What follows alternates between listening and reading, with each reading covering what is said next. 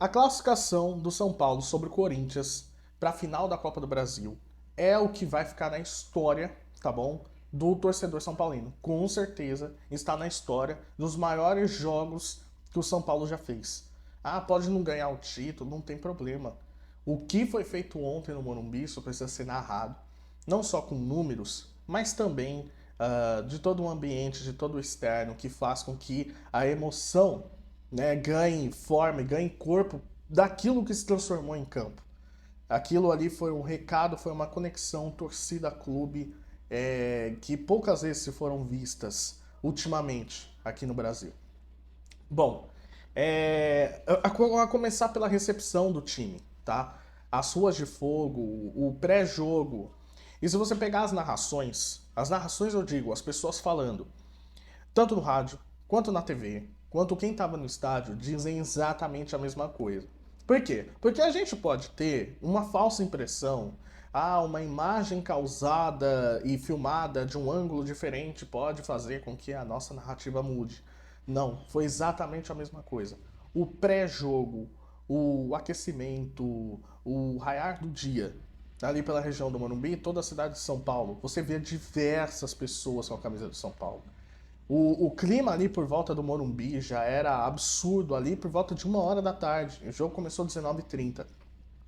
E aí o time chegando, ruas de fogo, essa conexão, entendeu? Todo o ambiente, show de luzes no estádio, a torcida, enfim, fez uma coisa que poucas vezes a gente viu nesses últimos anos. Lógico, a gente tem festas maravilhosas, a gente tem torcidas diversas apaixonadas, mas o ambiente de remontada criado, ele faz com que aquela sensação fique muito mais ampliada, né? E isso é maravilhoso para quem gosta de futebol.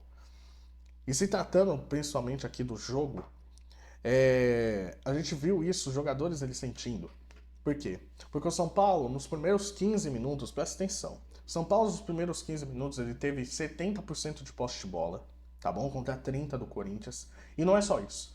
O Corinthians não teve nenhuma finalização. O São Paulo havia dado 7 finalizações nesses primeiros 15 minutos. Foi quando saiu o gol do Wellington Rato. Com a saída ali do Cássio, que ele foi tentar repor a bola, recuperar, o Wellington Rato ele bate de fora da área.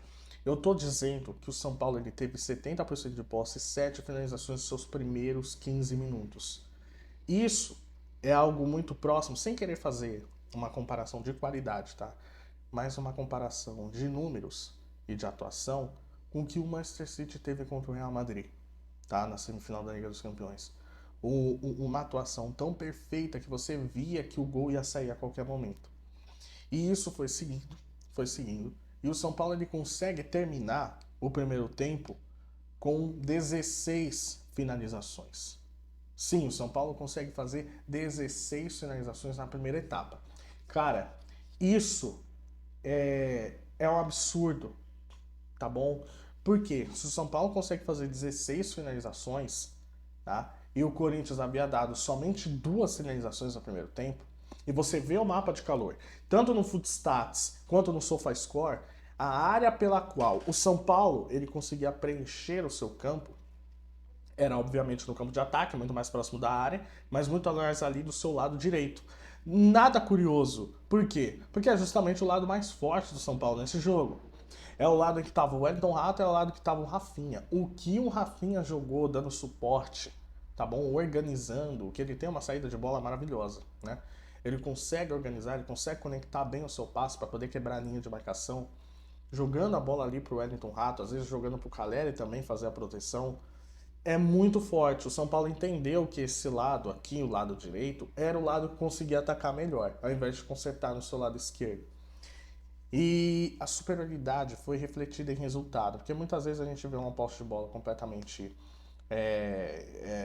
evasiva, uma posse de bola que não é construtiva, finalizações que não acertam tanto, mas era sabido que o São Paulo ia fazer gol, muito por conta também da média de gols que o Corinthians toma. O Corinthians ele sofre uma média de gols de 1 gol a cada 2,88 finalizações. Significa que, se você chutar 3 vezes no gol do Corinthians, ele vai tomar.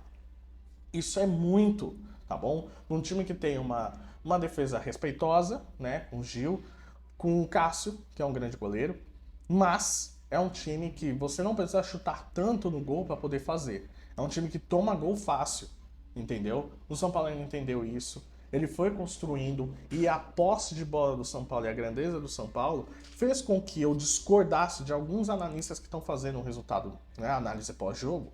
Eles falam que o primeiro tempo foi muito bom do São Paulo, foi absurdo, e o Corinthians na segunda etapa conseguiu crescer. Porém, a gente precisa dar uma ênfase aqui nesse na segunda etapa.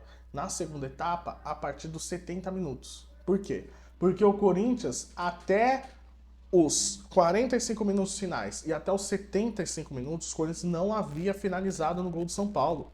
Dos 75 minutos até os 90, aí sim o Corinthians ele dá várias finalizações, sendo que, se a gente esmiuçar mais ainda, e no site Footstats eles conseguem mostrar que o Corinthians ele dá 7 finalizações a partir do minuto 90. Ou seja, foi 7 finalizações em que 6 foram para fora, ele conseguiu acertar uma no gol. Então é um time que já estava visivelmente nervoso. E aí, para mim, se tratando da postura do Corinthians, você não pode entrar achando que a classificação já está feita. Porque essa foi a mesma postura que a gente viu do São Paulo contra o Palmeiras na final do Paulista. Era um time que entrou em campo achando que o resultado já estava ganho, que a situação já estava feita e que iria conseguir enrolar o jogo e iria conseguir ganhar no placar agregado, que tinha feito 3-1 no Morumbi. O Palmeiras foi lá, criou um ambiente também, criou toda uma remontada para conseguir virar. Foi exatamente a mesma sensação que estava ontem. Um Corinthians completamente retraído, que deu o seu primeiro chute no gol depois dos 30 minutos do primeiro tempo. Sim, o Corinthians ele termina a primeira etapa com 2 finalizações, como eu já havia dito, mas o primeiro chute no gol do Corinthians foi a partir dos 30 minutos do primeiro tempo.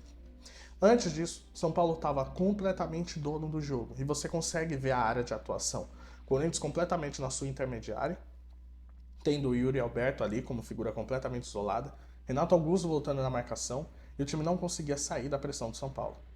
Então, é um resultado que mostra muito que o São Paulo está maduro, que o São Paulo ele consegue sair de situação difícil, mas eu vou deixar um alerta aqui. O São Paulo perdeu 2 oportunidades de gol, em que o Corinthians ele é um dos times que mais fazem gols no final da partida, tá bom? Do Brasileirão.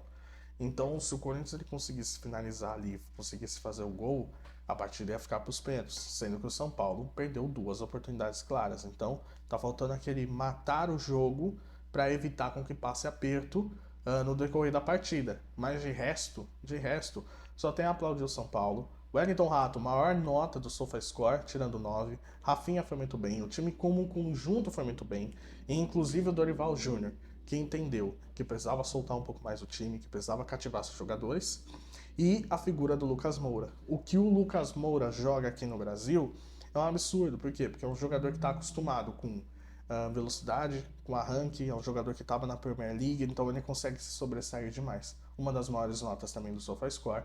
Então o São Paulo como um todo foi muito bem. Desde o seu centroavante, por mais que o Caleri não conseguiu finalizar no gol, ele fez um trabalho de marcação, de proteção muito importante, até o seu goleiro defendendo uma bola absurda que ia no ângulo. Então o São Paulo está de parabéns, a postura do Corinthians precisa mudar, porque dificilmente hoje num futebol tão físico, num futebol tão competitivo, você consegue segurar um placar achando que você, se retrancando, você vai conseguir ter vantagem, né? Não é assim que as coisas funcionam hoje em dia, não à toa. O time que a gente pode ver que mais faz isso, que mais conseguia ter êxito, que é o Atlético de Madrid, ele não consegue ganhar mais nada. O Atlético de Madrid não consegue ganhar. Por quê? Porque a sua fórmula já está completamente, digamos, ultrapassada.